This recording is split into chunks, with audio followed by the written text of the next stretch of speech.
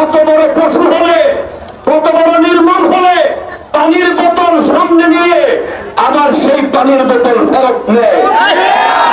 ভাই বললো কেন? প্রশাসন জবাব চাই। রইস ভাই বললো কেন? প্রশাসন জবাব চাই। আমাদের শহীদ রইসউদ্দিন, যার ব্যাপারে আমি যদি বলতে হয় ছোটবেলা থেকে তাকে আমি চিনি, যার ব্যাপারে যেই মিথ্যা অপবাদ দেওয়া হচ্ছে ইনশাআল্লাহ কিয়ামতের মাঠে সেটা প্রমাণিত হবে।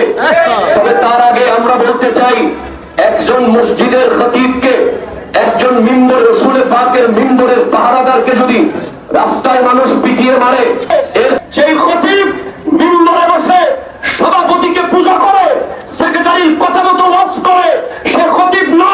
আজ রইসউদ্দিন প্রমাণ করেছে সে মসজিদের ওই বাতিলদের কথা না শুনে হকের পক্ষে কথা বলেছে, তাই শাহাদাতের সুদা পান করেছে। ঠিক শুধু আমরা নই, প্রত্যেক ঘরানার আলেমরা এই বিষয়ে কথা বলেছে।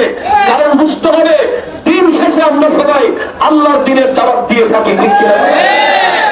আমি বুঝতে পারলাম আমরা যারা হকের পক্ষে কথা বলি, আমরা যারা সত্যের উপরে বিচল থাকি, আমরা যারা টাকার কাছে বিক্রি হই না, আমরা যারা ক্ষমতার পেছনে পা চাটি না, আমরা যারা